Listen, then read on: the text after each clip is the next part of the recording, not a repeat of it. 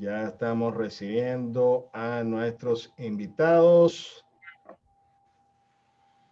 Ya estamos al aire. Bienvenidos a su canal Grafotécnica en su programa Documentoscopia Mundial. Les habla Raymond Horta, fundador de CIDO, perito calígrafo y conductor de este espacio diseñado para unirnos, para intercambiar ideas y para tejer conocimientos. Hoy tenemos una invitada muy especial. Estamos hablando de Adriana Silioto, psicólogo, perito en grafología y diseñadora e inventora, digámoslo así, de alguna forma, del eGraphing, un software para análisis de gestos gráficos. Bienvenida, Adriana. Las cámaras son tuyas para saludar. ¿Qué tal, Raymond? Bueno, muy agradecida por la invitación y bueno, un honor estar en tu espacio y tratando de compartir simplemente mi experiencia y quizá que a alguien le sirva algún pequeño aporte, como yo me nutro cada viernes con muchos aportes de las personalidades que pasan por aquí. No, para nosotros es el honor y sobre todo, y recordaba yo tengo correos en mi bandeja de tu trabajo como docente, como profesional, desde hace décadas, digamos por lo menos una década, no lo pongamos tan Una largo. década. Sí. Es correcto, es correcto. Ya saben, aquí no decimos fecha en este programa para que la gente no empiece a sacar cuentas. Exacto, sí, no es Hoy, nada hoy, complicado. hoy les recordamos nuestras secciones acostumbradas. Hoy recordamos que hoy sí vamos a hacerle homenaje a Rafael Fernández Ruénes, un perito cubano, hablando por supuesto de latitudes y de peritos, porque este programa se llama Documentoscopia Mundial, porque estamos haciendo contactos en todos los países donde existen peritos en documentos. Hoy le vamos a enviar un saludo muy especial a los peritos de Honduras, peritos con los que tengo una vinculación y un cariño muy especial. Estuve hace algunos años allá impartiendo una actualización de formación a los cuales les enviamos muchísimos saludos. En Tegucigalpa, San Pedro Sula, es un país bellísimo y una gente con una calidad muy, muy especial. Vamos a presentarte, Adriana, porque los temas que nos tienes hoy, y todavía no lo hemos comentado, son interesantísimos. Estamos hablando de materias como grafopatología y el software y software sobre grafismo. Y quiero hacer un comentario antes de hacer tu presentación académica.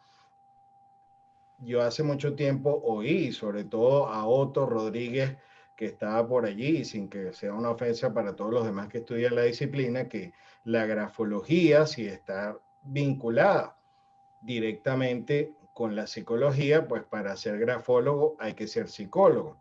Entonces tú eres el ejemplo de lo que consideran muchos que es lo ideal para el estudio de la grafología. Tengo entendido, y nos lo vas a comentar ahora, que la grafología es una profesión en Argentina que se estudia como carrera.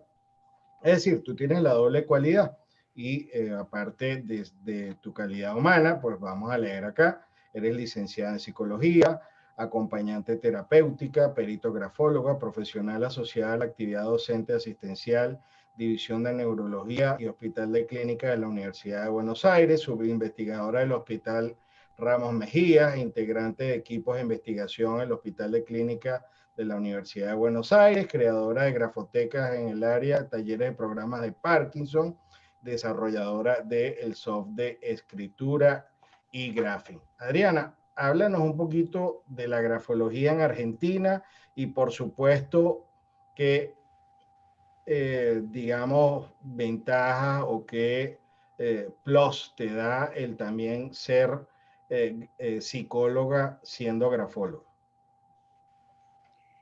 Bueno, te cuento, la grafología creo que tiene una situación de privilegio en Argentina porque existe la carrera oficial desde 1996. Es una tecnicatura de nivel terciario, que creo que hay, no sé qué otro país la tiene, en México creo que hay reconocimiento por entes del Ministerio de Trabajo, por ejemplo, pero a nivel académico no existe como carrera oficial. Sí existen posgrados universitarios, en fin.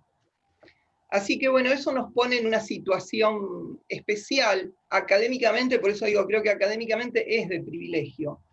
Aunque los grafólogos que no tienen título oficial pueden seguir ejerciendo como idóneos, o sea, se da esta dualidad. Okay.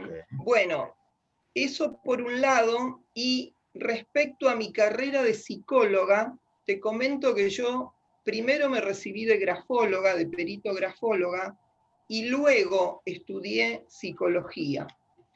Pero bueno, en general hay yo creo que es un malentendido, ¿no? Porque el objeto de estudio de la grafología no es el mismo objeto de estudio de la psicología. El objeto de estudio de la psicología es la personalidad. Y el objeto de estudio de la grafología es la escritura, el grafismo en general.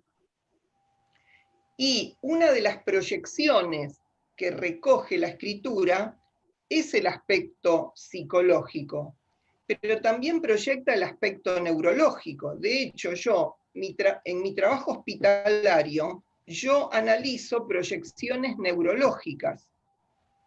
Y no soy neuróloga, ni lo voy a hacer, ni necesito ser neuróloga para hacer la interpretación de esas proyecciones.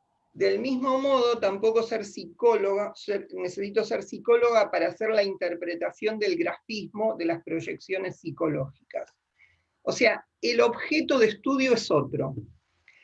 También, por ejemplo, yo siempre hago bromas para que queden ejemplos claros.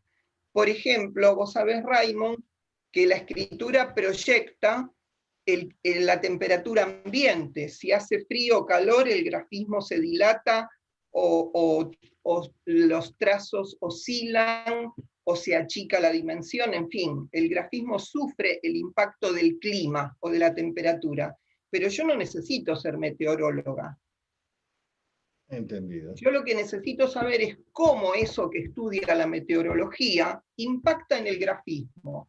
Entonces, cuando en una pericia yo vea que un escrito tiene ese impacto, ese tipo de impacto, yo voy a poder inferir, este señor escribió dentro de una cámara frigorífica, es posible, o tiene una patología, no sé, pero yo tengo que tomar esos datos para luego, cuando tengo un escrito cuya etiología desconozco de todos los fenómenos que muestra, yo puedo hacer inferencias sobre las condiciones, o bien ambientales, como sería el caso de la temperatura, o bien neurológicas, o bien psicológicas. Y también tengo que saber hacer inferencias de cómo es el soporte donde escribió, porque si escribe en una mesa dura, el trazo va a ser distinto, y si escribe en una madera rugosa, muy posiblemente el trazo tenga oscilaciones, y yo voy a tener que saber inferir si eso responde a las estrías de la madera o responde a un Parkinson. Entonces, la escritura recibe el impacto de todos esos influjos, tanto internos como ambientales. Y bueno, está incluida la psicología, pero no tenemos que estar doctorados, licenciados o ser expertos en todas las disciplinas.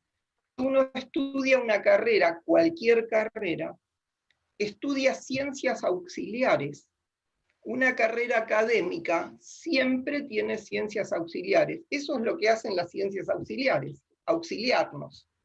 Entonces, la psicología es una ciencia auxiliar de la grafología, lo mismo que la neurología, y bueno, todas las que quieras. Ese es más o menos el panorama como yo lo veo, ¿eh? Hay otras posiciones.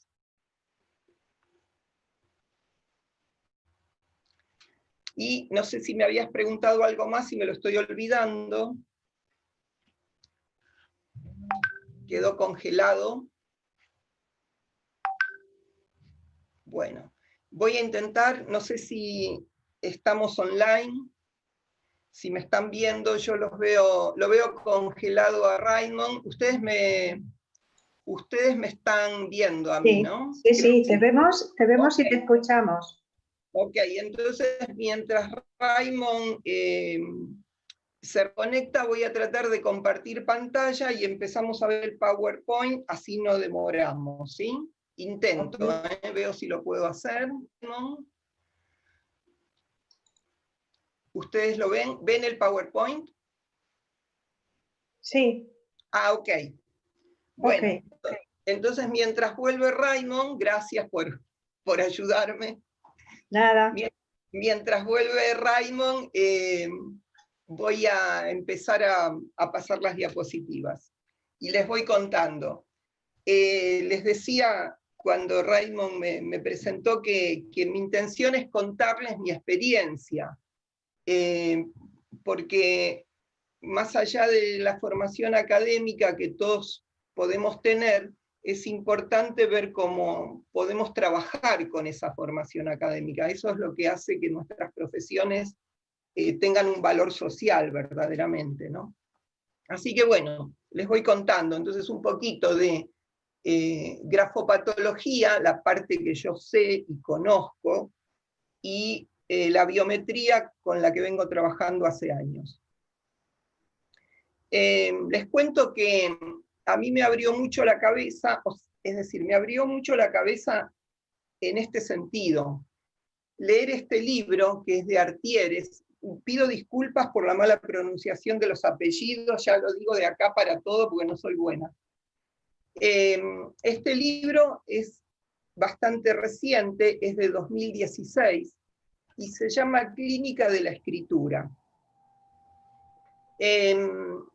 Digo que me abrió la cabeza, ¿por qué? Porque me hizo ver que hay un montón de autores que tomaban la grafología desde un punto de vista distinto al que está difundido masivamente. Por ejemplo, les cito un nombre, voy a mencionar pequeños hitos, porque hay muchísima gente que trabaja con esto y trabajó. Fíjense ustedes que George A.B.T., no sé cómo se pronuncia, era un médico que trabajó en 1850, ahí está. I'm back. Te abandoné. Sigue. Ok, Ray. Te abandoné. En 1850 trabajaba en París, no recuerdo ahora en qué hospital era, ¿no? Pero es un médico que empezó a hacer investigación en grafopatología. Y marca un hito, en este libro se lo menciona así, nombra a otros personajes con esta orientación. ¿Por qué? Porque la grafología dejó de ver en esta época, ya en 1850, al caso raro, la escritura del loco, la escritura del asesino serial, la escritura en fin, del personaje raro, del que salía de la norma. ¿Y qué hacían estos médicos? Empezaron a tomar escrituras de todos los pacientes, por ejemplo, para investigar una patología.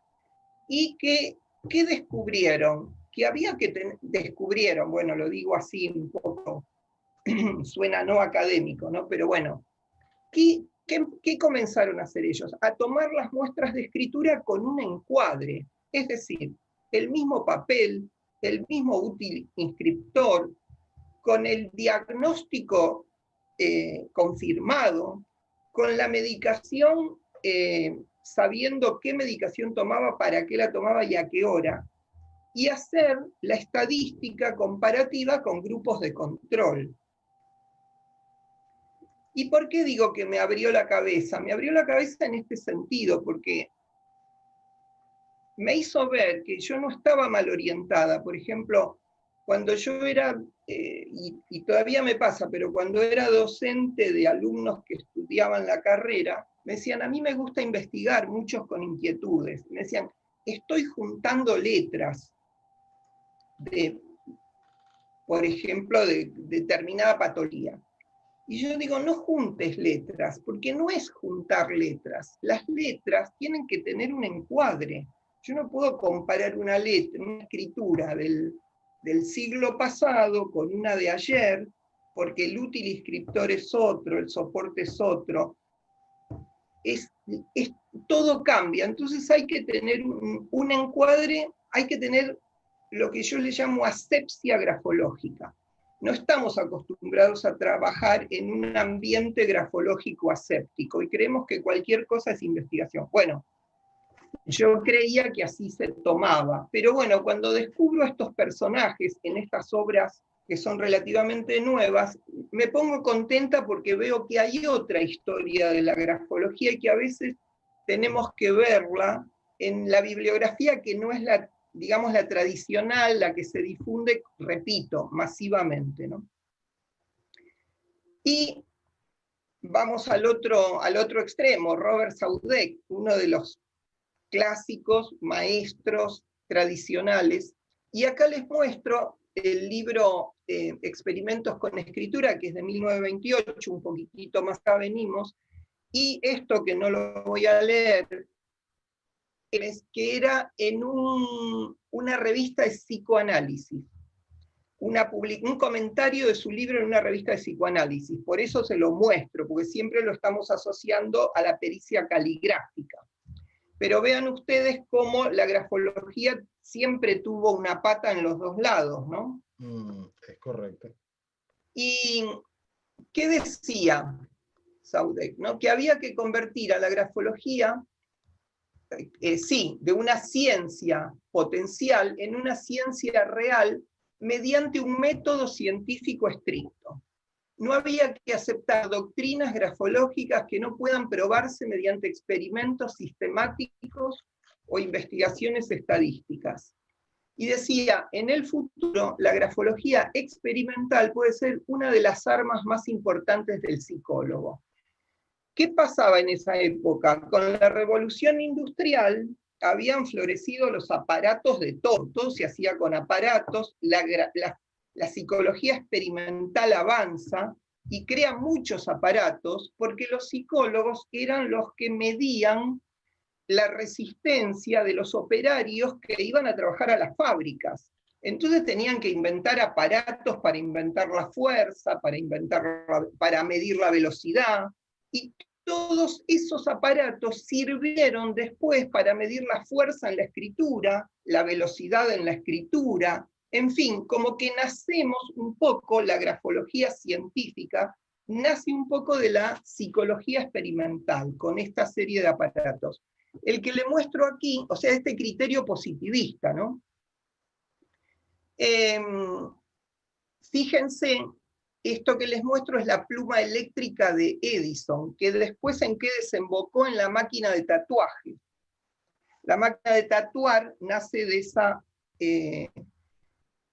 esa pluma eléctrica de Edison. Fíjense, en la lámina de la izquierda, esa pluma lo que hacía era perforar un papel, no me pregunten mucho el mecanismo porque eran aparatos complicados, pero perforaba el papel, entonces cuando los puntos estaban más separados, implicaba mayor velocidad.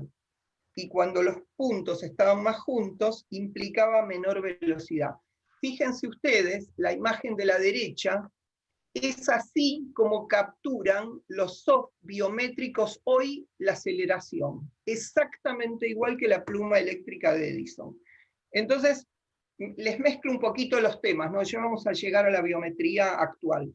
Pero fíjense cómo esto era biometría.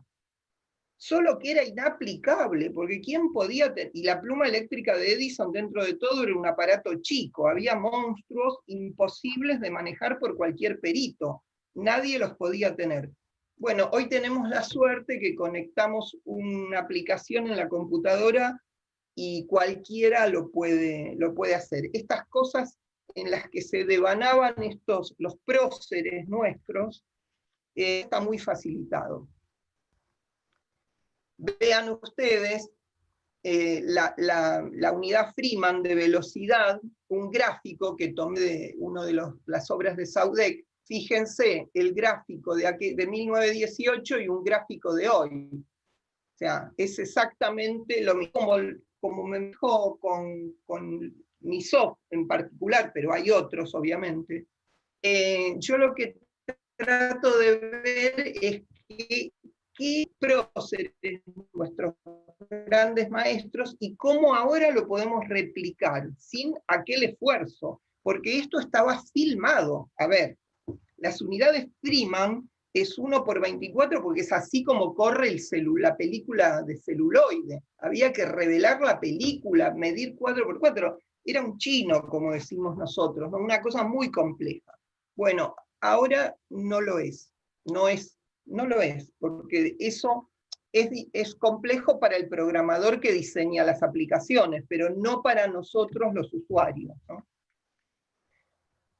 Bueno, y volviendo un poco a la estadística, hubo escalas, ya llegamos un poquito más avanzado el siglo pasado, escalas de evolución de la escritura, como la de Julián de Ajuriaguerra, que todavía se aplican, son escalas que han tenido muy pequeñas actualizaciones, están vigentes tal cual.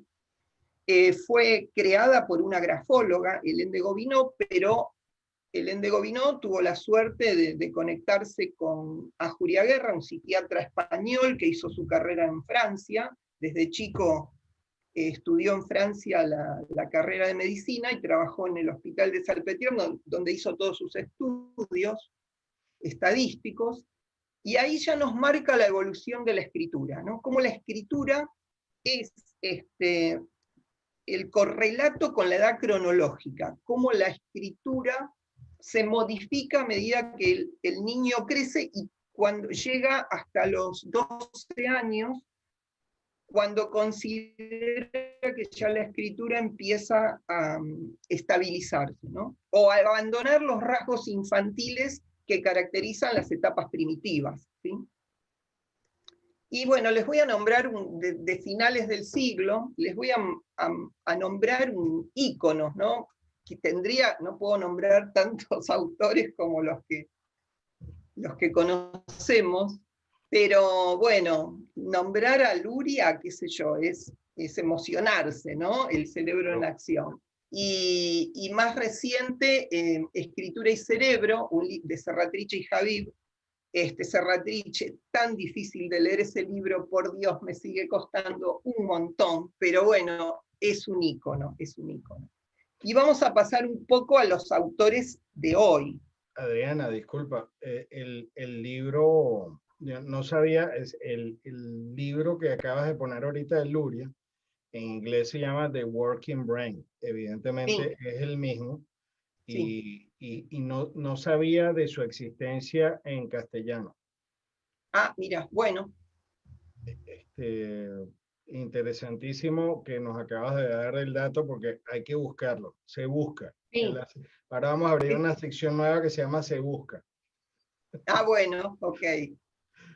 Bueno, les cuento, por ejemplo, Mohamed en este momento empezó el 21 de septiembre a dar un curso que organiza nuestro colega Marco Gianetto. Sí, claro. Y a ver, es lo máximo hoy, son los nombres de hoy. Y Caligiuri, bueno, les vuelvo a decir que no sé pronunciar ningún apellido, que me disculpen todos. No se preocupe.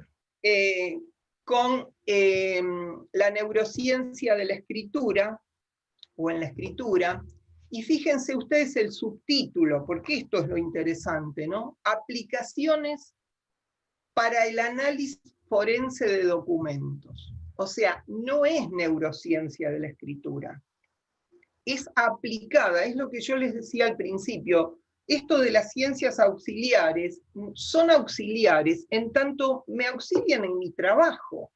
Porque si no, yo puedo ser neuróloga, psicóloga, meteoróloga, pero si yo no sé hacer el contacto de esos conocimientos para que me aporten información cuando yo hago una pericia, y bueno, seré una persona muy formada en esas otras ciencias, pero hay que hacer la conexión. Y esto es lo que hacen Mohamed y Caligiuri hoy, que trabajan juntos.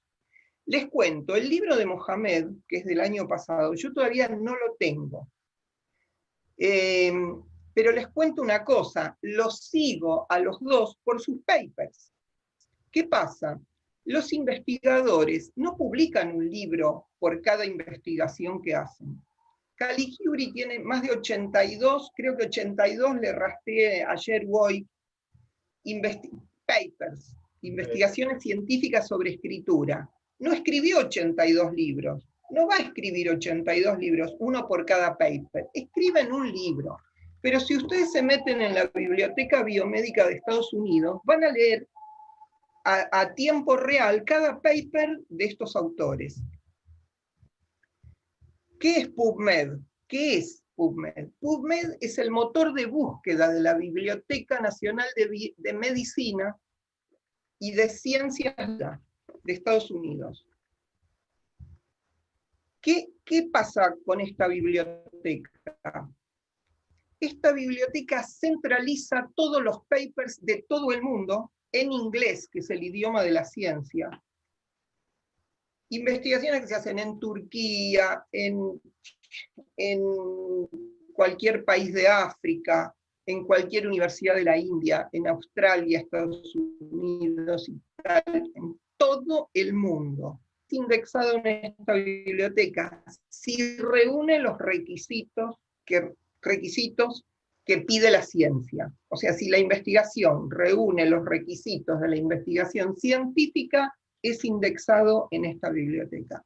Cuando un médico va a hacer una nueva investigación, un médico, un psicólogo, un terapista ocupacional, un grafólogo, tiene que entrar a esta biblioteca y hacer el primer paso de toda investigación, que es la revisión. ¿Revisión qué es? Lo que otros han investigado sobre ese tema, porque si no, hay cosas que cuando decimos investigar creemos que estamos encerrados investigando en nuestras casas. Y no es así. Lo decía Oscar el viernes pasado, que decía que muchos colegas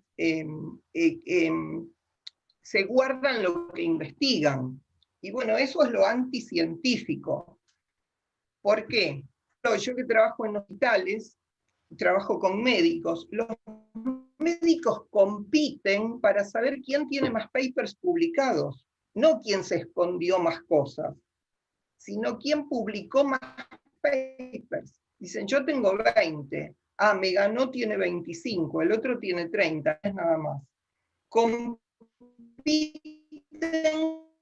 con los papers publicados, o sea, no publicar es anticientífico. Hay que entrar a esta biblioteca porque ninguna universidad, ningún hospital, ninguna empresa privada va a invertir dinero en una investigación de algo que ya se inventó. Va a invertir dinero en algo que sea un avance, un paso. Entonces hay que cerciorarse. Primero, porque nos va a dar la solidez de lo que ya se sabe. No voy a volver a inventar la rueda ni la pólvora, por Dios. Tengo que saber que ya está inventada y ver qué le agrego a esa rueda para que sea mejor. Y para que me la financien, la investigación, porque si no, no me la van a financiar. Bueno, esta base de datos es gratuita, se entra haciendo clic nada más. Y artículos indexados desde 1871, aproximadamente reúne a 4.500 revistas médicas publicadas de más de 70 países. Revistas médicas 4.500, cuenten ustedes que son, las revistas son periódicas y cada una tiene cientos de artículos. Así que hay que multiplicar, y multiplicar, y multiplicar, y multiplicar. Bárbaro. Está disponible en línea desde 1977. les voy a mostrar algo. Yo puse en el buscador handwriting and, hace un par de meses. Handwriting and, y me salen 3.469 resultados. O sea, hay 3.469 papers sobre escritura. Lo busqué hace unos días para armar este PowerPoint y me salen 3.861 papers, o sea, aumentamos más de 400. Bárbaro. Y vean, este pequeño gráfico que tenemos acá a la izquierda, que será, les voy a mostrar, tiene los papers desde 1905 hasta el 2020, hasta hoy. ¿Qué hacemos? Corro un poquito el cursor, empujo y digo, voy a ver qué hay publicado entre 1905 y 1922. Lo hice por curiosidad, por ver, ¿qué hay? A ver, ¿qué hay? Entro, todo haciendo clic, ojo, todo haciendo solamente clic. Resultados en esos años, uy, solo 4 resultados. Digo, bueno, voy a entrar a uno de ellos. Y entré a las evidencias de enfermedad en la escritura de Shakespeare. Ah, qué bueno, busco. Me encuentro con que tengo artículo completo, porque a veces no están completos, están los abstracts, los resúmenes, las conclusiones. Este estaba completo, artículo completo, entro, me lo bajo, ya, me lo ya. En lo que tardé en contarles a ustedes más rápido, porque si no lo cuento lo hago más rápido. Me bajo lo que quiera. Bueno, voy a probar con lo que hay de 2010 a 2020. Vamos a la actualidad a ver qué hay.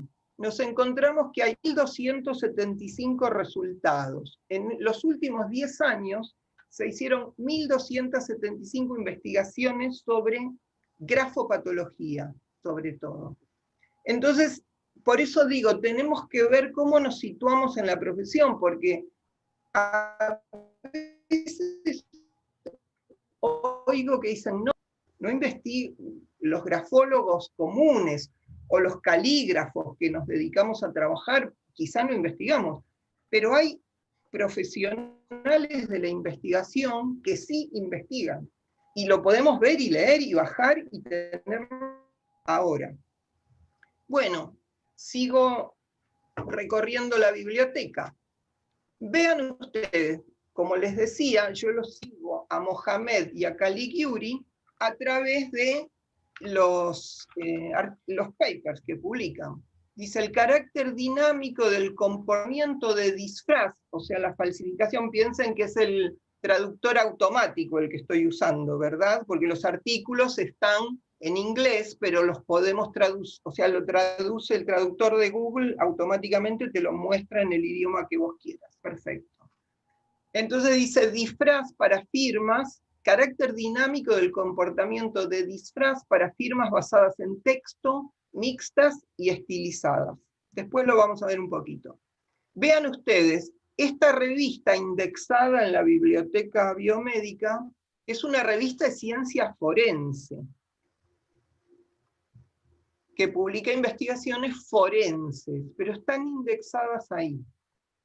Vean ustedes, puedo buscar por revista en la biblioteca. Entro, pongo en el buscador el nombre de la revista y me tira todos los datos de la revista. ¿Saben ustedes? Ustedes se pueden comunicar con la revista, porque acá está todo. Entran y la leen, pero además se comunican con los autores de los papers, les hacen preguntas. Por autor lo mismo, pongo Caligiuri y vean ustedes, tiene 581 artículos publicados, 581 papers.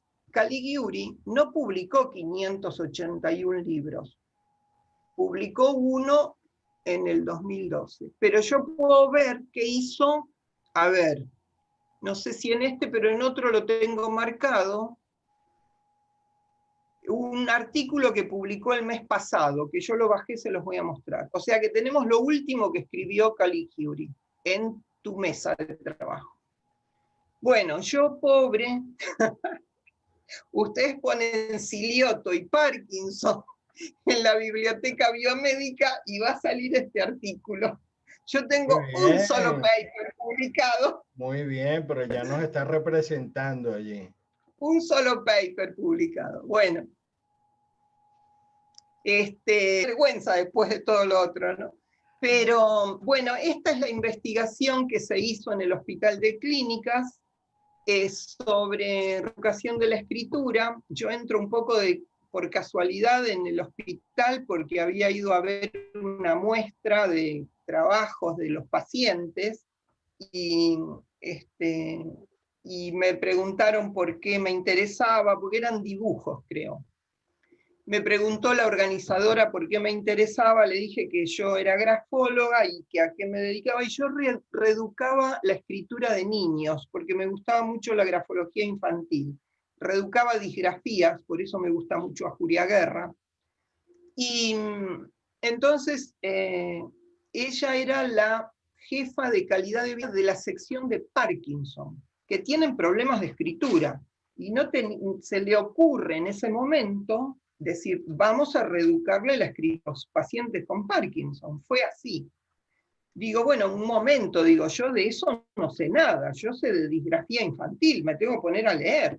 Bueno, tardaron o sea, tenían un poco de dudas, porque en ese momento una grafóloga, viste, siempre a veces se duda en ámbitos académicos. Bueno, terminó entrando, el jefe, como yo no quise hacer un taller de reeducación sin conocer el tema, me pongo a trabajar junto al Higginson, con él en el consultorio al lado le encantó la tableta biométrica, de captura biométrica. Yo usaba en ese momento la de Vicente Macías, le encantó que yo tomara muestras biométricas, eso era 2005. Me pasaba a los pacientes, y bueno, hice una experiencia fabulosa un año, y al cabo de un año digo, bueno, yo creo que armé un mes leyendo. Bueno, me dijo, tenés que entrar a la biblioteca a leerte todo lo que hay sobre Parkinson. Eso hice, y no había en ese momento reeducación, estudios sobre reeducación, pero yo a partir de las publicaciones sobre el comportamiento de la escritura y los experimentos que se hacían, fui ideando una serie de técnicas. Las puse en marcha, empíricamente se observaba que daba resultados. Entonces la universidad, como es universidad escuela, UBA, decide medir los resultados. Y los resultados dieron bien en varias variables. Y bueno, se publica en una revista médica de Corea. La revista indexaba los artículos, y bueno, así ingresa a la biblioteca biomédica. Bueno. Felicitaciones, qué orgullo. Bueno, muchas gracias. Fue una experiencia linda. Bueno, y por suerte, como sigo trabajando en el Hospital de Clínicas, se publicaron el año pasado en el Congreso de Neurología argentino, que se hizo en el mes de octubre o noviembre. Esos artículos se llevaron a Miami en febrero de este año. Son 3 investigaciones, que se las cuento brevemente, pero que son muy interesantes, porque son pequeñitas, pero muy interesantes. De la variabilidad en la frecuencia de la micrografía, sí aporta detalles, pero sobre micrografía hay mucho investigado. Entonces no es la que más me gustó hacer. Pero esta sí. Fíjense que la titularon, porque yo trabajo con el equipo de neurólogos, obviamente, ¿no? Ellos diagnostican al paciente, le talas para ver en qué estadio están, el grado de alteración que tienen, y yo hago toda la parte grafológica. Adriana, necesito hacer un break para que no se nos queden las secciones. Perfecto. Yo, como aquí viene, cuando uno ve gráficos y ve trazos, se emociona. Vamos a hacer rápidamente la mención de la sección de... Hoy recordamos lo habíamos mencionado brevemente la semana pasada, es el doctor Rafael Fernández Ruénes. El doctor Rafael Fernández Ruénes, gracias a un resumen que nos hizo nuestro colega venezolano Gustavo Roques, hijo, vamos a leer brevemente. Fue perito calígrafo, examinador de documentos de La Habana, fue fotógrafo especializado, tuvo a su cargo la reproducción de documentos y fotos para la mejor conservación de originales del Museo Fragua Martiana. Se relacionó estrechamente y tengo entendido, y así lo han nombrado, fue amigo personal de Albert Osborne y asistió al primer congreso de la ASQDE. Fue amigo de Matilde Ras, muy nombrada por Luis Gonzalo Velázquez en España. Fue amigo de José El Piquia, hijo, que es el papá de Mauro, de nuestro compañero de Cibdo, y abuelo de la hija, por supuesto, de nuestro compañero. Sus trabajos más conocidos, los documentos y su investigación por la fotografía, publicado en 1929, falsificación de documentos y fotografía, revista de identificación de ciencias penales de la Universidad de La Plata, así que ojo los argentinos, se busca este trabajo, hashtag se busca, investigación de fotografía de documentos, 1930, clasificación y archivo de escritura manuscrita, también de la Universidad de La Plata, grafismos anómalos, que está relacionado con nuestro tema de hoy, 1947, monografía presentada en un trabajo de la SQD. Voy a tratar de buscarlo yo en los archivos a los que tengo acceso. Examen de documentos dubitados en La Habana en 1951, que compila 3 trabajos mencionados anteriormente. Y por aquí voy a citar, y esto aquí para nuestro amigo del Piquia, citado por él, mi gran amigo, el técnico brasilero señor del Piquia, nos creía seguidores de la corriente materialista, en que a todo se le observan los detalles de forma, dejando a un lado todo lo que no sea posible probar al agnóstico, pero no hay tal. Como cubano conozco desde muy temprano la célebre frase de nuestro educador Luis Caballero, y aquí esto es un mensaje para todos los sistemas y ningún sistema. Ahí el sistema.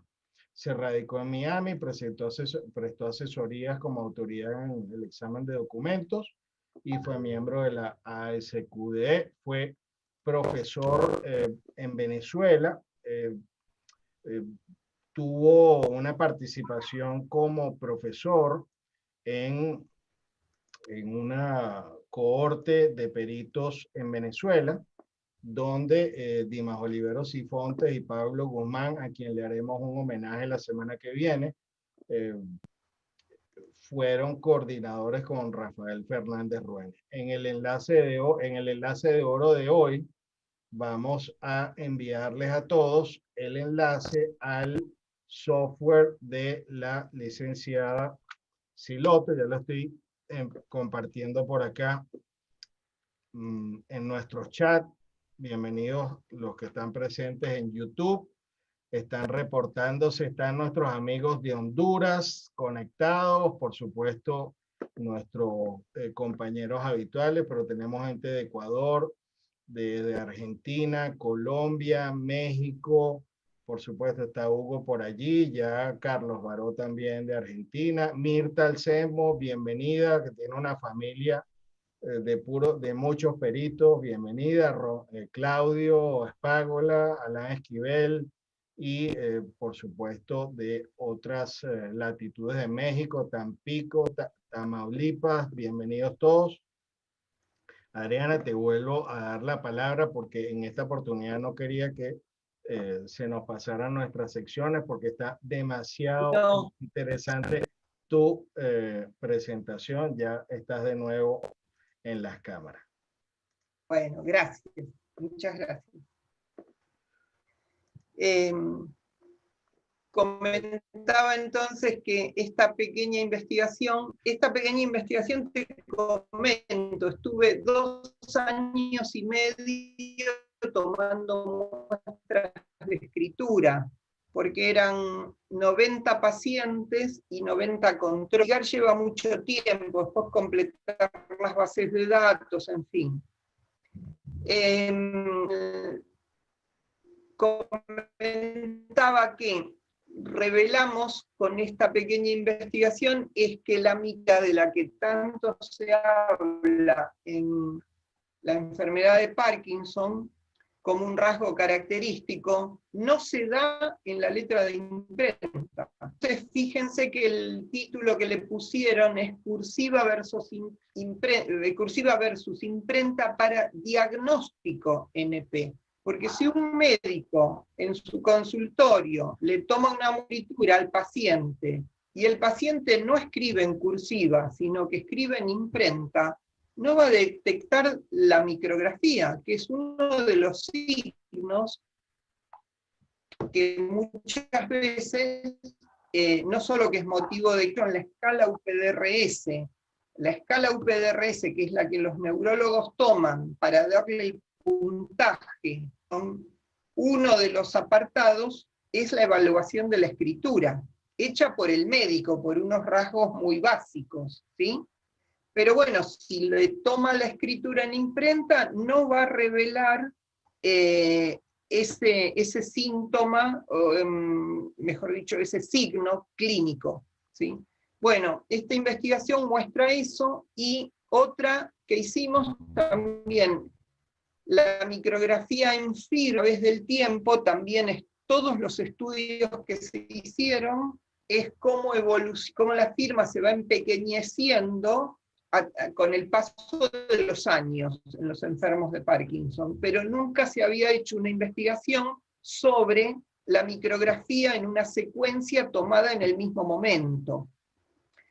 Nosotros con esta investigación demostramos que la firma se empequeñece en una secuencia tomada en el mismo momento, no a través del tiempo solamente, y que es significativamente diferente, porque tenemos grupo de control, obviamente con personas sanas, porque en las personas sanas también se empequeñece la firma. Si cualquiera de nosotros firma 5 veces seguidas, hay un grado de empequeñecimiento, de achicamiento de la firma. Pero ¿qué pasa? En el enfermo de Parkinson es mucho mayor, y esa diferencia es estadísticamente significativa. Eso es lo que lo convierte en un signo distintivo. De lo contrario... Bueno, y ahora estoy trabajando hasta que la pandemia llegó. Todo el año pasado estuve, digamos, dentro de neurología, pero fuera de Parkinson, además de Parkinson, y bueno, tenemos planteadas un par de investigaciones en Alzheimer. ¿Qué hago? Me pongo a leer sobre Alzheimer, todos los papers de mis ídolos, y lo que muestra, todas las investigaciones que están en la biblioteca, el 99% es soft de captura biométrica, porque es un instrumento que da más información, simplemente ese es el motivo. Por ejemplo, en el caso de Alzheimer, algo no se podría ver si la escritura la tomáramos solamente con papel y bolígrafo, son los enlaces inmateriales. Y justamente ese es un signo distintivo de la enfermedad de Alzheimer. ¿Por qué? Vemos acá un gráfico de torta, donde nos dice qué proporción hay de enlaces aéreos y qué proporción hay de enlaces físicos. El soft nos muestra la escritura, ¿sí? Nos muestra la escritura con los enlaces aéreos que forman parte de la praxia, no los vemos en el papel, pero integran la praxia, ¿sí? Y luego nos puede desglosar a ellos. Estadísticamente está demostrado que la escritura en los enfermos de Alzheimer tiene una proporción mayor de enlaces aéreos que en las personas sanas, ¿sí?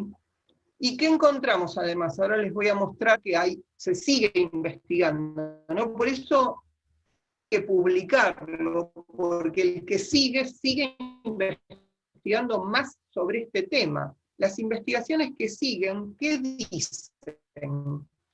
que no sé si ustedes llegan a ver acá un tracito en los aéreos verde, en verde. Todo el aéreo está en rojo, pero acá hay un tramo verde, y creo que por acá había otro pequeñito que ahora no lo veo. No, me parece que es este solo. Esos son los trazos esféricos. Entonces dice que no solo hay enlaces aéreos normales, que son los que se producen a una altura de 1,5 centímetros del soporte. O sea, cuando nosotros escribimos normalmente y levantamos la mano, lo normal es hacerlo dentro de un rango de 1,5 centímetros. Obviamente, el soft no lo captura, porque no hace magia. La lectura es hasta 1,5 centímetros. Cuando se va de ese rango, ¿qué hace el soft? Lo detecta, pero no lo puede medir, no puede seguir el recorrido, porque no lo ve con sus ojos, no lo ve. Entonces nos indica, salió del área de captura por un tramo X y volvió a entrar. Ese tramo que no pudo leer en el recorrido, sí lo leyó en tiempo, y en hilo me lo muestra rectificado, y en otro color, para que yo sepa que ahí hay un fragmento de ese trazado cuyo recorrido no se pudo detectar. Pero bueno, esto lo digo porque ahora lo vamos a resignificar a medida que avancemos. O sea para que lo tengan en cuenta. Disculpa, esos trazos en el software los completa como rectilínea. Exacto. Y en otro color para que los detectes. Bueno, interesantísimo, porque cualquiera que no conoce tu software, yo hubiera dicho, mira, aquí hizo un trazo recto. No, claro. Buenísimo. Y fíjate, en el gráfico de torta lo muestra en verde. Solo que nosotros sabemos que esto está distorsionado, porque este verde marcó la entrada y la salida, pero en el medio no sabemos cuánto estuvo ahí en el aire recorriendo, ¿sí?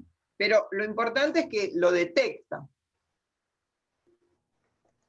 Excelente. Bueno, acá tenemos un caso de Alzheimer, ahí ven que está esta frase en la tableta, pero es ininteligible. Es legible porque las letras se podrían leer, se lee solo una palabra, aroma, ¿sí?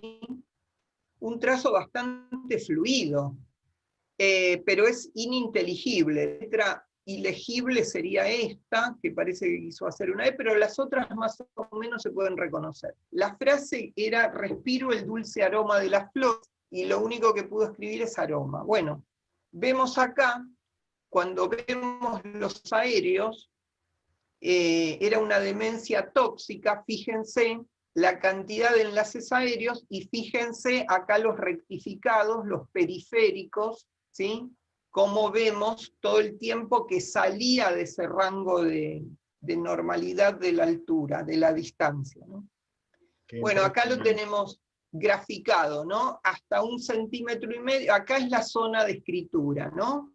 Los trazos físicos, los que se apoyan en los trazos aéreos, que se grafican en rojo, y cuando salimos del área, vamos a los periféricos, que están por encima de 1,5 centímetros y los muestra en verde.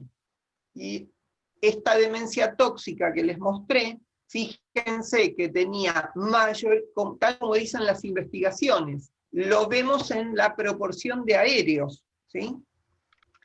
Y los verdes, los periféricos, también tienen su lugar.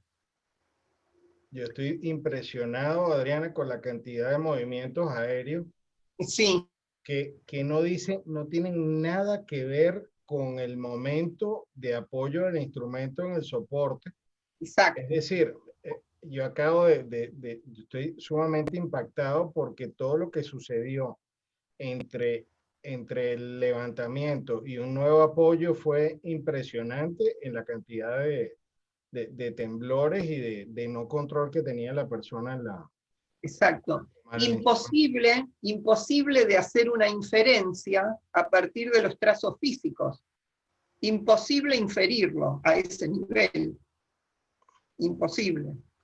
Qué impresionante. Bueno, entonces sigo leyendo, encuentro una investigación de otros autores, que no son los que venía citando, pero vean ustedes, dice que, y esto es importantísimo para nosotros, y para los peritos calígrafos muy importante, dice que el texto en la enfermedad de Alzheimer, más los periféricos,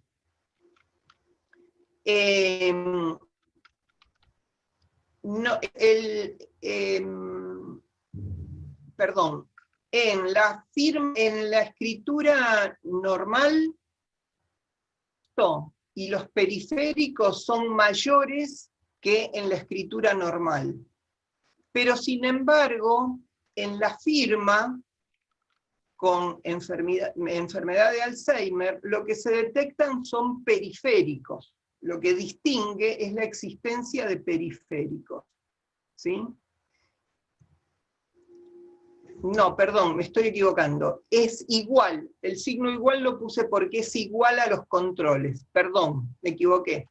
En la firma con Alzheimer es igual que los controles sanos. Pero en la firma falsa, los periféricos se multiplican por 3. ¿Por qué? Porque el identificador programa, y cuando programa, lo hacen los aéreos. Entonces, esta investigación la correlacionaron con firmas falsas y encontraron que pasaba este fenómeno. Esto se publicó, se indexó en la biblioteca biomédica, ¿no? Pero la publicación está en una revista que se llama Computación Cognitiva. Entonces nosotros podemos enterarnos que hay publicaciones específicas sobre estos temas. Entramos ahí, vamos a encontrar mucho más de esto. Bueno, cuando vi esto, como yo estuve todo el año pasado trabajando con Alzheimer, más o menos vi unos 40 pacientes, digo, bueno, porque yo, ¿qué hago? Corroboro lo que leo, lo que puedo, cuando tengo muestras, entro a corroborar con lo mío. Y es verdad, las firmas con Alzheimer, la mayoría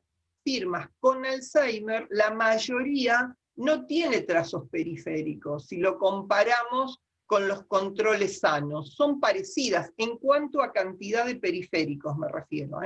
La mayoría en firma no tiene periféricos. Los que tienen periféricos son las firmas falsificadas. O sea, fíjense cómo en un testamento hológrafo, si estuviera capturado con tableta, si la firma, el testamento hubiera sido con una captura biométrica, tendríamos esto muy interesante para utilizar en nuestra pericia, en una pericia caligráfica.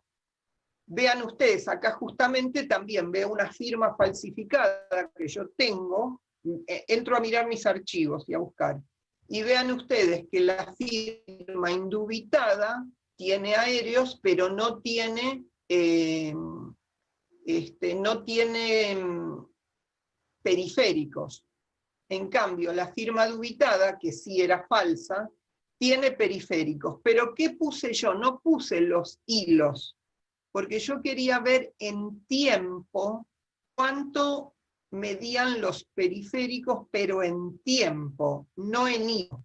Porque el hilo ya vimos que distorsiona, porque el hilo no mide la trayectoria de ese hilo, lo rectifica, pero el tiempo sí es fidedigno. El tiempo que estuvo en el aire sí es fidedigno. Entonces, ese dato sí se puede utilizar y es confiable absolutamente. Los hilos no. El hilo me da el dato, pero no tengo el dato numérico exacto. En cambio, el tiempo sí, porque me dice cuánto tiempo estuvo en la periferia. Y acá vemos las proporciones reales, cómo cambian si comparamos indubitado con dubitado. Y si comparamos levantamientos, o sea, nosotros le decimos fases, las distintas fases, tiene 6 fases esta firma. Si comparamos fase por fase, en la barra de fase, quizás se ve poco aquí, vemos que nos indica que acá estuvo el periférico en un color más claro, como este color. En la firma dubitada, el periférico, y vemos que tiene una gran diferencia con la misma fase de la firma indubitada. Un 343% de diferencia en esa fase, de tiempo. Estamos hablando de tiempo aéreo. Y en la otra, 400. Bueno, pero el tiempo sí lo podemos medir de manera exacta. Bueno, y así tenemos algo que no les mencioné, se los digo ahora. Él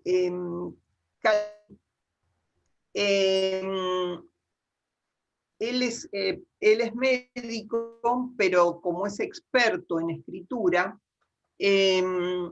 escribe pensando mucho de lo que escribe justamente en las pericias caligráficas.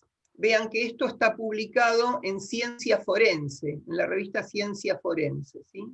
¿Y qué dice? Que la dinámica de la firma en la enfermedad de Alzheimer no se distingue de los controles sanos, ¿sí?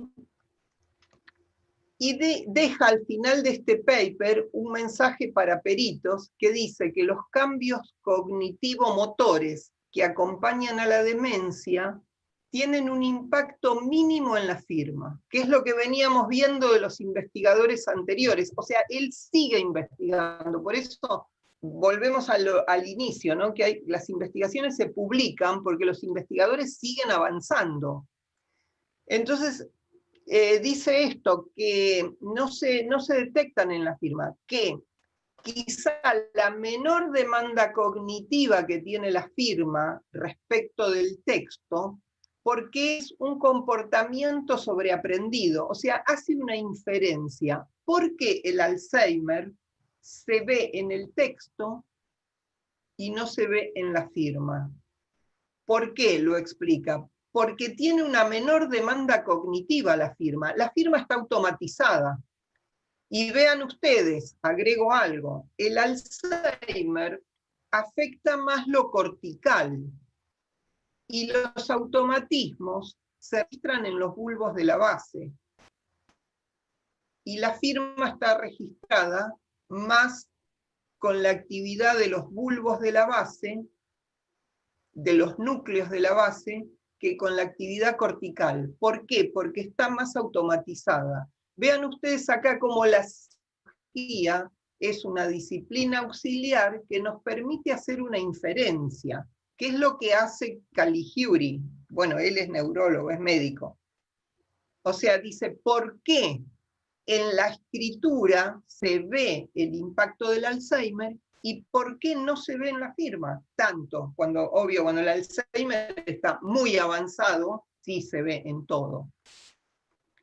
Y lo explica, porque la firma está automatizada y el texto no, menor grado de automatización. Bueno.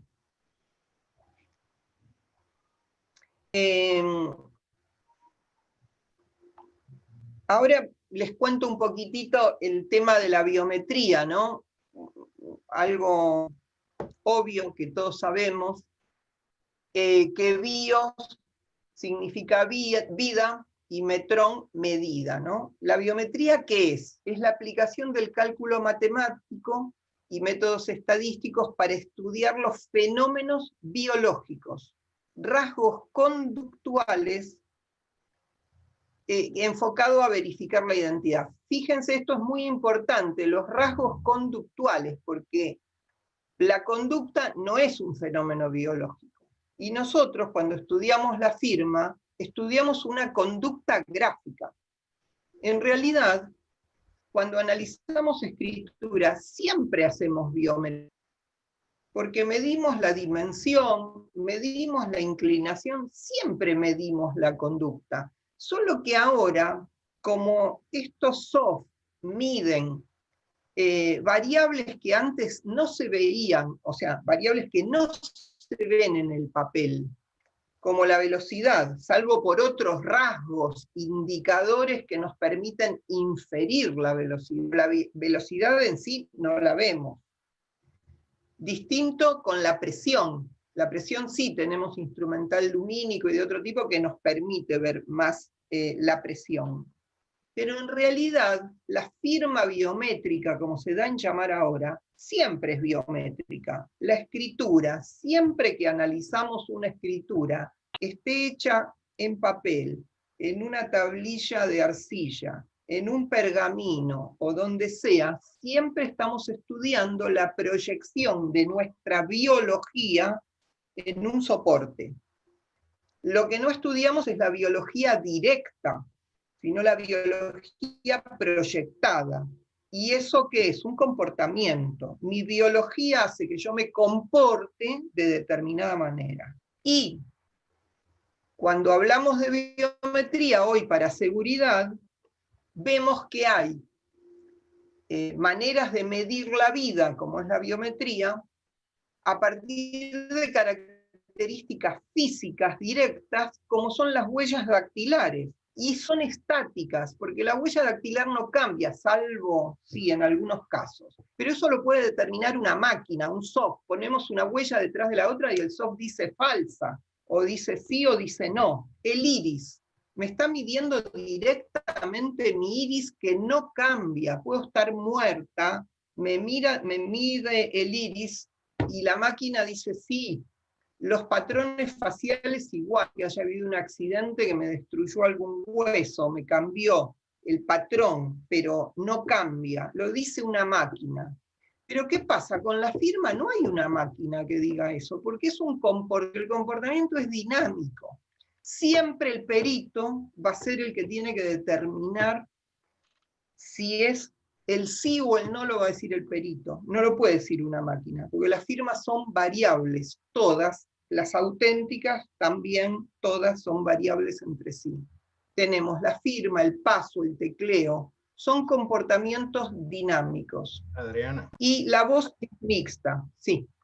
No, que respecto al tecleo, leía yo un libro sobre la Segunda Guerra Mundial, que a través de la cadencia en la secuencia del código, digamos, de la manera de transmitir el código Morse, se podían segmentar quiénes eran los autores de esas transmisiones. Por eso el tema del tecleo y el comportamiento dinámico, específicamente con el tecleo, tiene su referencia histórica. Sí, qué genial, no lo sabía eso. Sí, cuando pueda te envío el enlace. Muy bueno. Bueno, te muestro un poco cómo funciona un soft. Yo muestro el mío porque es el que más conozco, el que tengo, pero siempre digo que hay otros, y yo digamos, me gusta mi soft porque es mi desarrollo y porque lo voy puliendo en virtud de las necesidades que, ya te digo, eran necesidades que yo fui cubriendo con este soft, agregándole funciones a partir de mi trabajo en los tales, que es de cotejo, porque yo cotejo cómo está el paciente hoy antes de una operación y después de una operación, antes de tomar una medicación, después de tomar una medicación, hoy y dentro de 6 meses cuando hay un control, hoy con un tratamiento y después de 6 meses de tratamiento. En fin, eso es lo que yo hago. Por ejemplo, pruebas de placebo, el paciente antes del placebo y después del placebo. Un test de temblor esencial, el paciente antes de tomar alcohol y después de tomar alcohol. Bueno, en fin, entonces yo hago cotejo, no hago perfil de personalidad, no hago proyecciones psicológicas en los hospitales, ¿sí? Hago proyecciones neurológicas. Bueno, les contaba que les muestro que muchas funciones les fui agregando después por este contacto, intercambio con peritos amigos, como por ejemplo Liliana Soria, que usa graphing en las pericias caligráficas en la Policía de Santiago del Estero hace 4 años. ahora también lo está usando en tribunales de Málaga, y bueno, Gabriel Hernández también tiene el SOC, en fin, y con otros peritos que me van haciendo devolución, a mí me ayudan a mejorar. Y lo que leo también de los grandes maestros, me está dando cada vez más la curiosidad por la pericia caligráfica, que me parece buenísima. Si fuera más joven, la estudiaría también. Bueno, para que podamos cumplir con los requisitos de adecuación cuando se toma un cuerpo de escritura, se puede seleccionar el color de la pantalla, ¿no? Dentro de un abanico, si queremos comparar con un documento firmado en otro color, bueno, se puede seleccionar el color, se puede incorporar un documento como para repetir el ambiente en que se realizó la indubitada, si es una línea, un texto, un recuadro, en fin. Podemos cargar, el software puede cargar como imagen el fondo que nosotros querramos utilizar. Por acá están reportando y el bueno, uso yo le agregué... Disculpa, están reportando el uso por acá en Ecuador también y en otros países. Ah, sí, hay varios peritos que lo están usando. ¿Sí? O sea, en la página web, aprovecho para hacer un llamado, aprovecho tu espacio, Raymond, para hacer un llamado a todos ellos. Es nuestro. Y voy a inaugurar en la página web de eGraphing una sección con la experiencia de los usuarios. Así que los que me quieran mandar los casos o lo que quieran, y lo vamos subiendo a la página web porque pienso que es una manera también de, digamos, de difundir el uso de la biometría, pero a su vez de mostrar el trabajo de los peritos, que es tan importante. Ya saben. Bueno, sí. Te decía que le agregué la pantalla negra como opción, porque, no sé si ustedes recuerdan, y todavía hay lugares donde yo hoy firmo con tabletas que no permiten la aferencia visual. Es decir, es una pantalla que no muestra el trazo. Y yo he hecho hasta mi DNI con esas pantallas. Mi matrícula profesional de psicóloga la hice con esa pantalla, o sea, sin aferencia visual. Y mi firma es la misma. ¿Por qué? Porque como decía Caligiuri recién, hablando con Caligiuri recién, hace unos minutos, la firma es automática. Hay muchas experiencias, no solo de Caligiuri, esto es histórico, ¿no? Crepie-Yemen tiene estudios sobre ese tema. No hace falta la aferencia visual para los automatismos. Entonces yo propuse la pantalla en negro para remedar aquellas tomas que hacíamos antes sin aferencias visuales, para desnudar el automatismo. Y las tomas múltiples también, las capturas múltiples, no guardar y volver a abrir, guardar y volver a abrir, pues si queremos tomar una secuencia automatizada que pueda hacer que automáticamente se guarde y no interrumpir al escritor. Qué bueno. Bueno, hay unos videos que no los vamos a ver, creo, porque va a llevar mucho tiempo, pero los pueden ver en YouTube. Ponen eGraphing en YouTube y los van a llevar. No sé si después queda tiempo, querés mostrar algo, Raymond. Yo no te preocupes, yo estoy buscando el enlace y lo voy a compartir. Yo te hago de asistente aquí. Ok. Son una secuencia de 7 videitos que muestran algunas funciones, son muy breves, de 2 minutos cada uno. Y que, bueno, muestran cómo se usa el software, cómo medir los enlaces periféricos, los trazos periféricos, en fin, cómo se detectan. Bueno, esto que se los mostré, se los adelanté. Y acá una firma que también se las mostré para que vean la trayectoria rectificada. Esta es una firma falsa, es un dubitado, pero bueno, estaba falsificada. vean las trayectorias rectificadas, como también decían las investigaciones, que esto es común, que se triplican en las firmas falsificadas, se triplican los enlaces periféricos respecto de las indubitadas. Se triplican en longitud o en tiempo también. En tiempo. En tiempo, listo. En tiempo, en longitud, seguramente también, solo que el SOF, acá tenemos, el SOF no mide la longitud. El SOF, la longitud, como salió de su rango de medición, rectifica. O sea, quizás yo estuve haciendo 1000 bucles, pero el SOF no lo pudo leer, entonces rectifica.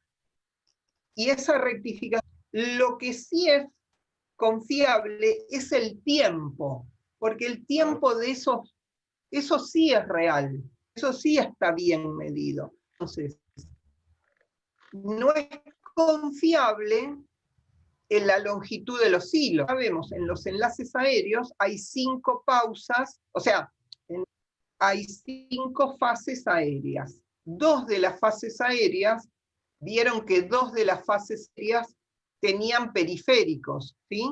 Acá lo vemos en gráfico de barras. Una fase aérea, la segunda, y la quinta, tienen un periférico cada uno, pero rectificado, ¿verdad? Entonces, este porcentaje que me da el gráfico de torta me lo detecta, pero me dice el porcentaje del rectificado. No es confiable esa medición, no es real, ¿sí? Pero si yo voy al tiempo, sí. El tiempo que estuvo en el aire, la mano, sí es real. Y acá el porcentaje es real. Entonces estuvo el hilo periférico, ocupa un 10% de la praxia total. ¿Sí?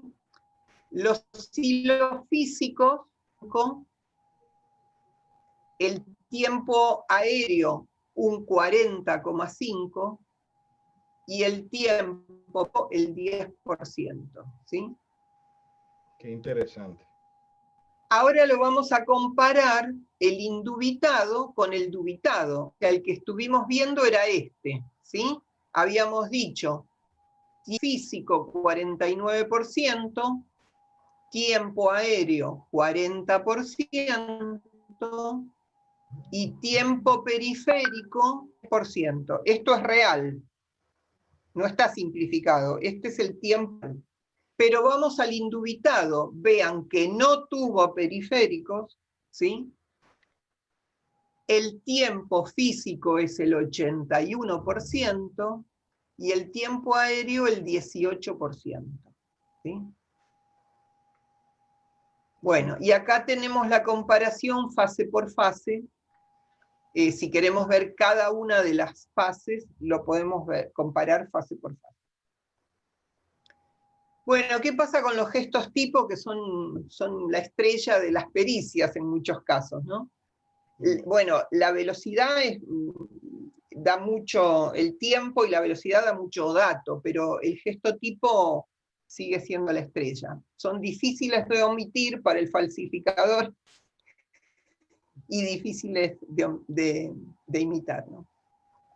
Entonces vamos a combinar acá los aéreos y los periféricos en el gestotipo y la importancia de poder hacer un recorte. O sea, en esa firma que estuvimos viendo, yo les muestro acá varios indubitados y varios dubitados, ¿sí? Sin los enlaces aéreos. Desglosamos y ponemos solo lo físico. Y acá hice un recorte de una unión entre el punto de la I y la letra T en los indubitados y en los dubitados. Vean ustedes cómo la trayectoria aérea es tan diferente. La trayectoria física no es tanto como la aérea en los gestos tipo. Fíjense ustedes si le hiciéramos hacer esto con la pantalla negra. Qué divertido. Sería genial. Esto no fue pantalla negra. Entonces, bueno, esto es lo que vamos a recortar, este sector. Este sector. Hice el recorte. Lo que ustedes van a ver en los videos es cómo se hace el recorte. Es una pequeña cirugía muy fácil de hacer.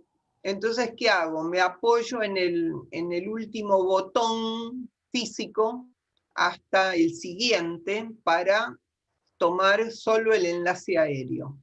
Y luego puedo comparar los dos gestos tipo como si fueran dos firmas completas, pero yo secciono la parte que yo quiero, ¿sí? Esto es el gráfico de velocidad. En el gráfico de hilo de velocidad también nos muestra, vemos acá, perdí el cursor de vista, ahí acá lo tengo. En el gráfico de hilos nos muestra el periférico con un trazo punteado para que lo detectemos, ¿sí? Acá está el periférico, ¿sí?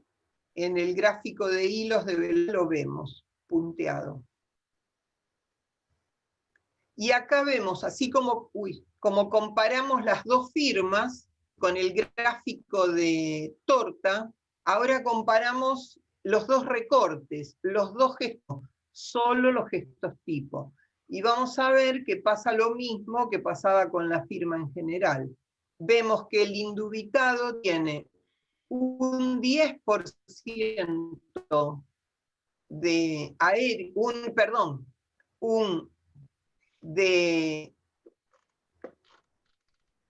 no, estoy mirando al revés, por eso me confundo.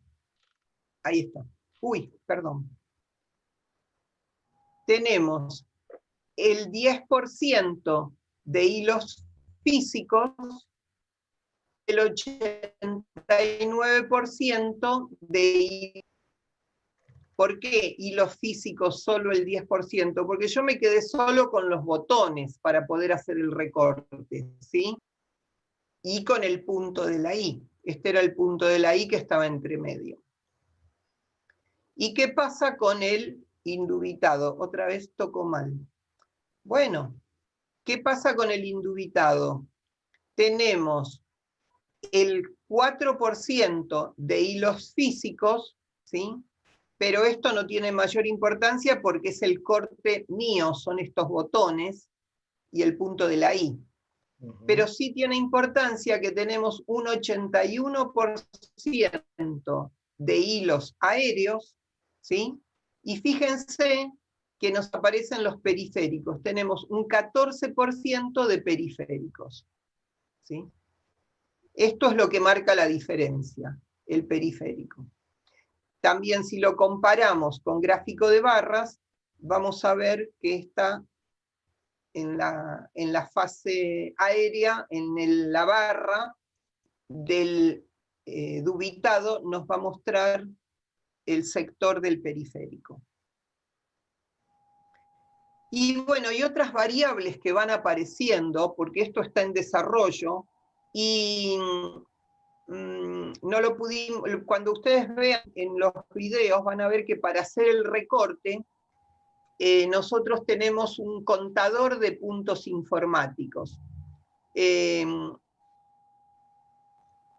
Esta firma fue realizada con 901 puntos informáticos. Se compone por 901 puntos informáticos. Si nosotros hacemos correr el video de la película, porque queda grabado como video, van a pasar en este contador los números de orden de 0 a 901, o de 1 a 901.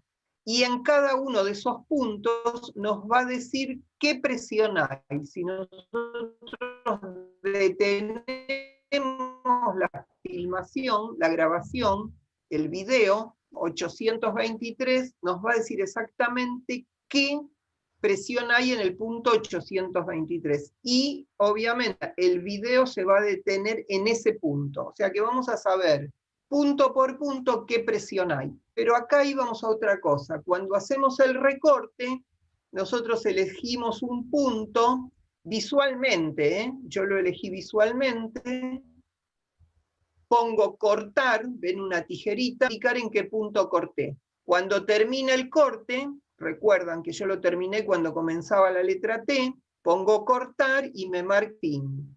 Entonces mi recorte va a ser desde el punto 801 al 850, supongamos.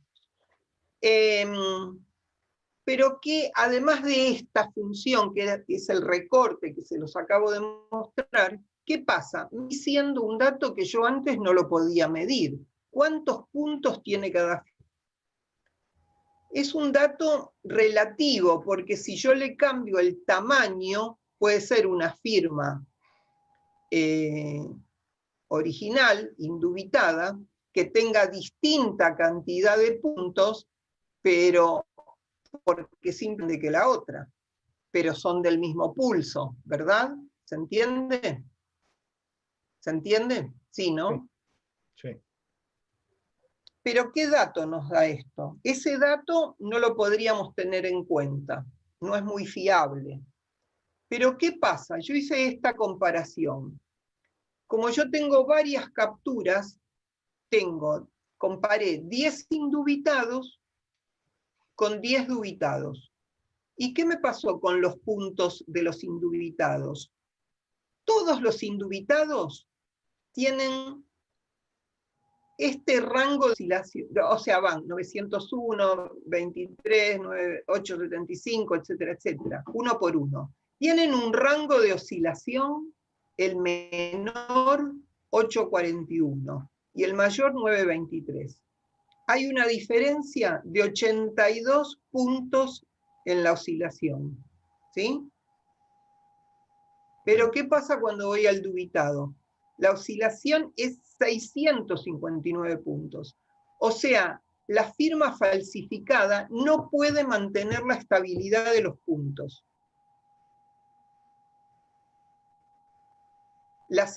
Y esto tiene la explicación en lo que venimos viendo, en los enlaces inmateriales, cómo programa, los periféricos, se queda pensando entre una fase y la otra. Esto hace que la inestabilidad de los puntos sea mucho más grande, ese rango de oscilación de los puntos. Y además, hay otra cosa que podemos observar. Fíjense ustedes que más o menos hasta la novena firma tiene muchos puntos, pero ¿qué pasa? Va decreciendo, se va estabilizando, se va perfeccionando. Los enlaces aéreos se van achicando. Entonces me va dando al final una cantidad de puntos bastante parecida a la firma indubitada. ¿Sí? Pero acá tenemos el rango oscilatorio de los puntos informáticos que, bueno, es para seguir investigando y seguir agregando información. Y bueno, acá podemos también ver que tenemos patrones primarios y secundarios, porque una firma indubitada, nosotros mismos, si firmamos 10 veces, vamos a ver que cambiamos de patrón en un punto, porque nosotros también vamos a simplificar y agilizar nuestra firma. Así como habíamos visto el grupo de control de Parkinson, que la firma se iba achicando en la serie de 5, ¿sí?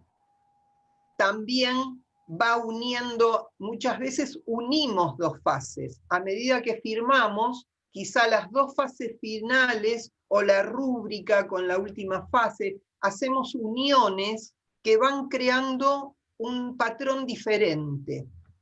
¿Sí?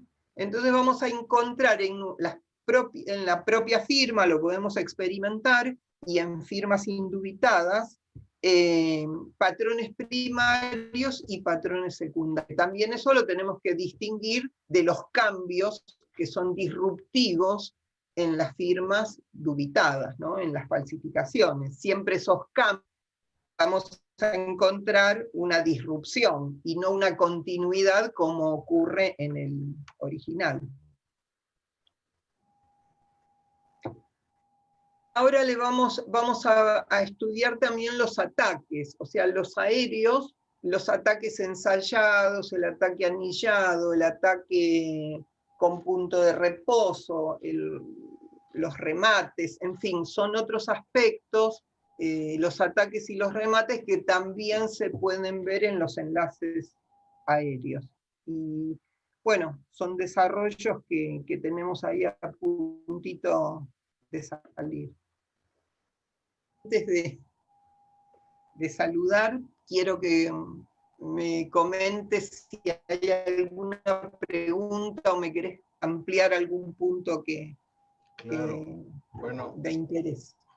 antes que nada, lo que quiero comentar es que en lo particular creo, sí, por favor deja de compartir pantalla, Adriana, para Bueno.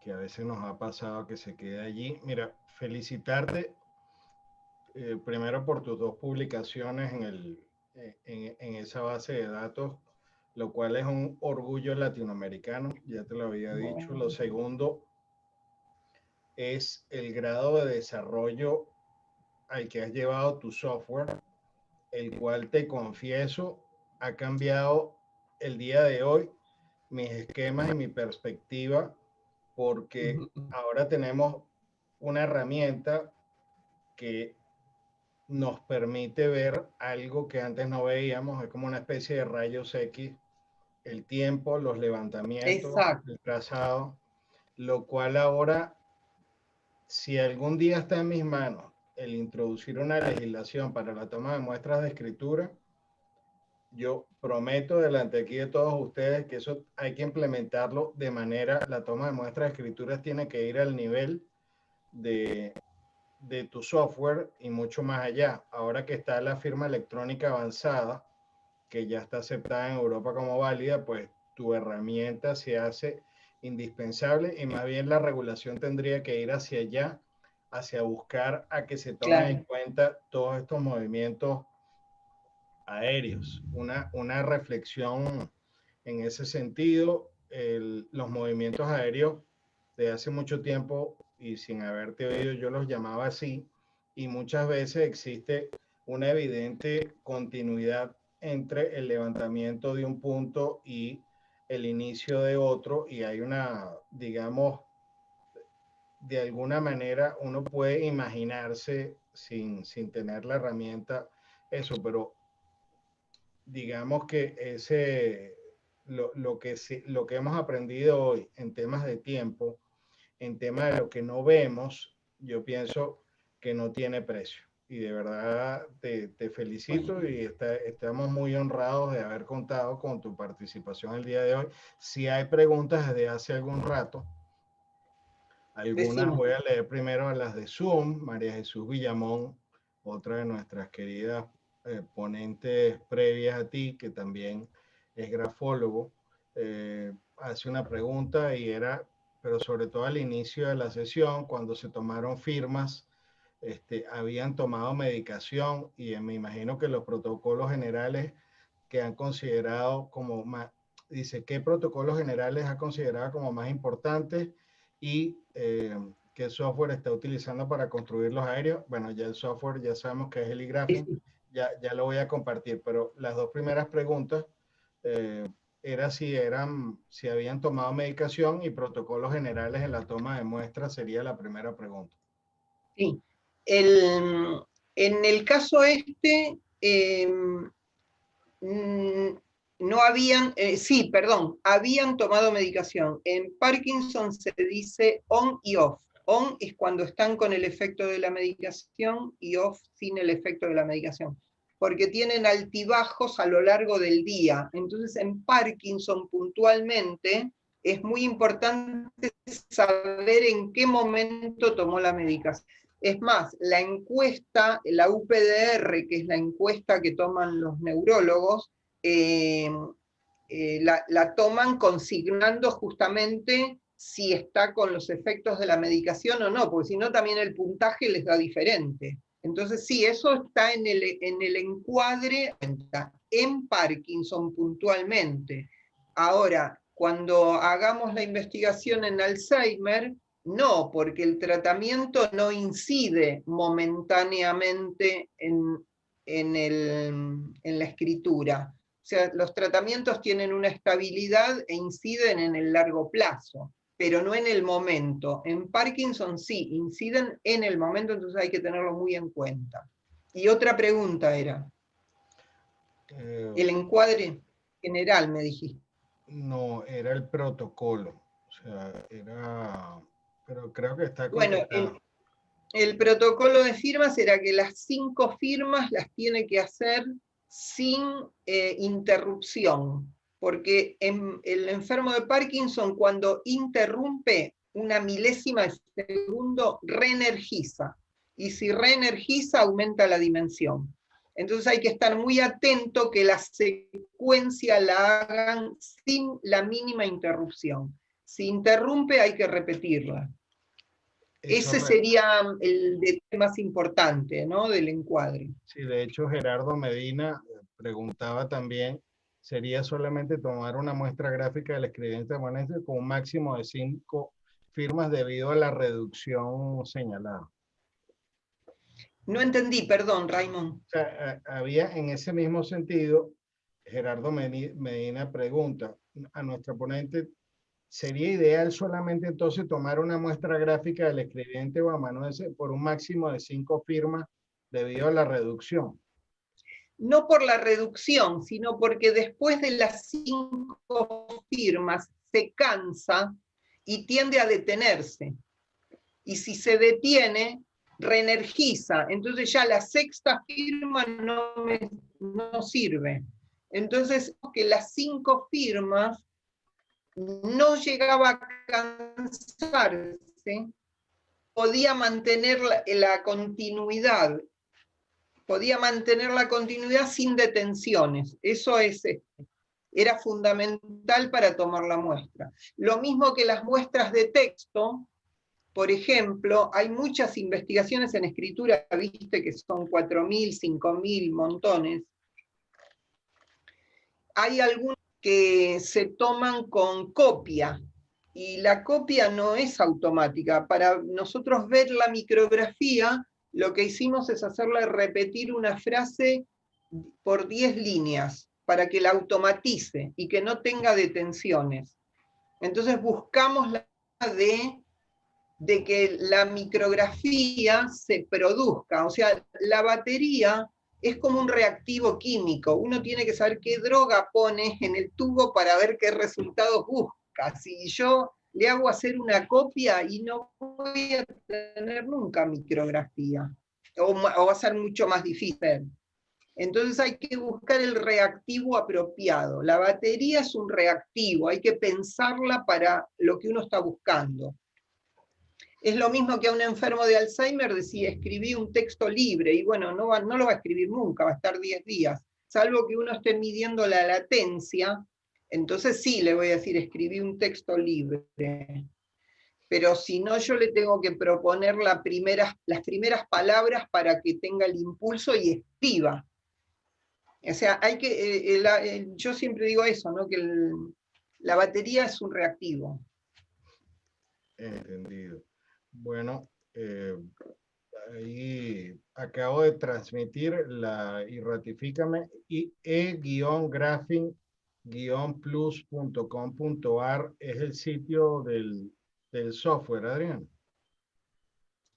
Sí, es el sitio, artículos, ahí está la sección en la que los invito a participar, los que han tenido alguna experiencia con el soft, y sobre todo los artículos, porque me gusta escribir algunas cosas que voy viendo y las voy publicando allí.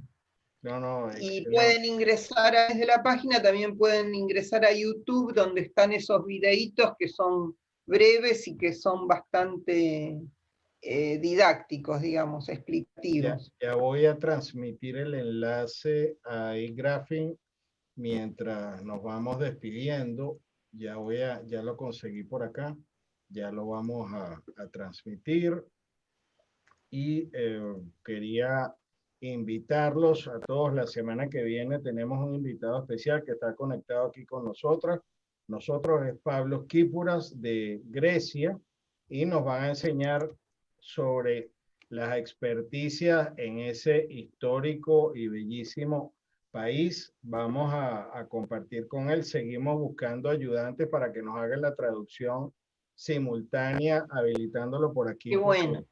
por Zoom, y vamos a tener esa nueva oportunidad de conocer cómo funciona la pericia en otras latitudes. Tenemos, y recuerden que estamos subiendo todos estos, los audios de este programa, se están subiendo en todas las plataformas, Qué bueno. Spotify, Spreaker, Apple, Google, y ahora estamos también presentes en Amazon, y por supuesto que se suscriban al canal para suscribirse a estas conversaciones o a estas charlas y entrar por Zoom es a través de documentoscopia.net, que es el enlace que tenemos para inscribirnos en la charla. Y por supuesto, luego pueden ver los programas a través de youtube.com/grafotécnica. Adriana, yo voy a hacer algo contigo, como lo he venido haciendo con los otros ponentes, que si fueran unos superhéroes, yo a ti te voy a asignar no un logotipo, sino te voy a asignar dos. Primero, te voy a asignar el de la bibliotecóloga por ese compartir que has tenido con nosotros de este sitio de información científica, y además ahora nos has impulsado a todos a querer estar allí publicados, y nos has enseñado otra cosa importante que ha tenido que ver con LinkedIn y con Caliguri, que es que tal vez no sea necesario tener que llegar a escribir un libro, sino que tal vez con pequeños trabajos podemos ir haciendo aportes todos, como tú lo has venido haciendo. Y por supuesto, aparte del libro en tu logotipo, te vamos a poner te vamos a poner una tablet en tu logotipo de superheroína de la pericia caligráfica. O sea que tú te llevas Son mis dos dos medallas. amores. Tú te llevas Mis dos dos medallas. amores. No, y La además, informática y los libros. La vale, informática son mis es dos así. amores. No, pero fíjense que lo que es interesante, todos los que estamos viendo esto, que Adriana se apoyó en informáticos para lograr todo esto, y nos está enseñando a todos nosotros que sin ser nuestra disciplina, sin ser nuestra área, nos podemos apoyar en otras áreas. Y entonces, por supuesto, te voy a dejar para que te despidas. Siempre pedimos un consejo a los sabios, a todos los que han venido pasando por este programa, para que te despidas de nosotros y nos des un consejo final. Bueno, gracias, no, lo de sabios no, por supuesto. Voy a citar a los sabios que vine citando. Y Caliguri justamente escribe para peritos todas sus investigaciones siendo médico y haciendo investigaciones en grafopatología para peritos calígrafos. Él tomó esa orientación, esa decisión, o una de los hechos que lo impulsaron, es la trilogía Daubert, creo que se llama. Quizá vos sabés de qué se trata, Claro, Raymond. claro, la sentencia Daubert. Bueno, Daubert fue un caso. ¿Cómo? Perdón. Sí, que fue un caso muy famoso del que hemos hablado. Exacto. Ah, bueno. No, Entonces, por supuesto. a raíz de ese caso, sí, eran 3 casos y el tercero era Daubert, y a partir de ese caso, que no era caligráfico, no, era una nena que había nacido con malformaciones por una droga que había tomado la mamá durante el embarazo. Y se arma una gran polémica en Estados Unidos, cambiaron leyes. A raíz de que las pericias se basaban, no lo conozco muy en profundidad, es el concepto simplemente, seguro vos, Raymond, me lo podrías explicar profundamente, pero la idea es que todo el problema pericial y todo lo que llevó a un replanteo del tema pericial en los Estados Unidos es porque cómo había comunicado el laboratorio el riesgo que había en en la toma de ese medicamento, o sea, qué porcentaje de riesgo había cuando una persona tomaba ese medicamento, porque de eso dependía del problema que tuvo la criatura que nació con malformaciones. Entonces todo se deriva en cómo fue la demostración del laboratorio y sus publicaciones, y cómo después usaban eso los peritos dilucidar esa causa. Y entonces, ¿qué dice? Que las causas, que la conclusión es que las leyes que se modificaron son para sumar exigencia a los peritos. Es decir, lo que se sostiene en una pericia tiene que ser demostrado. Y no puede ser demostrado diciendo que uno forma parte científica. ¿Por qué? Porque uno puede pagar una cuota en una asociación y forma parte de la comunidad científica. Tengo un carnet, es una demostración científica de lo que yo digo es así. Y otra cosa que también me llamó la atención y me gustó cuando lo leí, es que no se puede decir que ese es un conocimiento establecido, porque puede estar establecido y ser equivocado. Hay uno de los autores que leí decía, se puede decir que tal problema se resuelve consultando con la borra de café, y quizá eso está establecido, bueno, pero no es científico. Entonces las pericias tienen que tener fundamentación científica. Y lo que hace Caligiuri y Mohamed con él, es siempre pensando en eso que él investiga es para fundamentar las pericias. Y por eso te decía también al principio cuando hablábamos lo de las ciencias auxiliares. Lo que yo sé, lo que leo de neurología, puntualmente de neurología, porque trabajo con eso, es para que yo poder indagar en la escritura, pero no me preguntes qué el circuito de tal neurotransmisor, no me lo preguntes porque no lo sé. Yo eso lo leo y hago el punto en ese pequeño detalle que a mí me sirve, y eso sí lo sé, pero no soy neuróloga. Entonces, las ciencias auxiliares nos tienen que servir para fundamentar como grafólogos, o sea, como calígrafos. Nos caben las generales de la ley a los dos.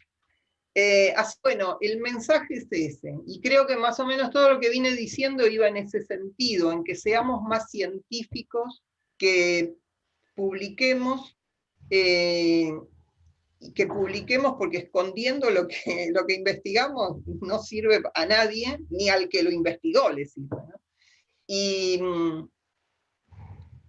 Y bueno, y ser cada vez más exigentes con nuestra profesión. Qué bueno. Sí. Gracias. Además estamos muy, digamos, para mí me ubicó, tu conversación me ubicó respecto a la relación entre la psicología y la grafología, me ubicó muchísimo, y estábamos partiendo de algo que tú al final nos dijiste, no, mira, no es tan así. No. Y me parece que ha sido una sacudida el haberte tenido en el programa. El tema de las publicaciones es cierto, y respecto a Dauber, para no ampliar mucho en ese sentido, uno de los requisitos de cualquier trabajo científico que sostenga una realidad o un método para analizar algo tiene que ser publicado obligatoriamente, y tiene que haber pasado un tiempo suficiente como para que la comunidad científica tenga la oportunidad de criticarlo, mejorarlo o rebatirlo. Y eso es algo que yo creo que está marcando la diferencia gracias a la participación de todos ustedes, con la filosofía de trabajo que vamos a tener todos los que tenemos o estamos relacionados con el análisis de la escritura y de los documentos. Entonces, con esto, y te reiteramos el agradecimiento. Creo que este ha sido otro de los programas de lujo y que va a quedar para la posteridad todo tu trabajo y sobre todo tu filosofía de mejorar y de estudiar. Aparte de eso, felicitarte porque sabemos que tienes nuevas noticias en casa, va ampliándose la familia, y te felicitamos muchísimo, Adriana. Sí, sí, sí. Bueno, aprovecho para comunicar porque entre los asistentes hay muchas amigas mías y que no les pude contestar los chats. Bueno, les mando un beso a todos. Les cuento que voy a ser abuela, si Dios quiere. Muy bien. Excelente, excelente. Sí. Crece la familia. Crece la Bueno, familia. amigos, nos despedimos. Los esperamos la semana que viene. Por favor, no falten, donde vamos a tener este nuevo invitado o este invitado especial, Pablo Quípuras. Nos despedimos. Dios mediante. Hasta la próxima oportunidad. Hasta luego. Gracias, Raymond. A ustedes.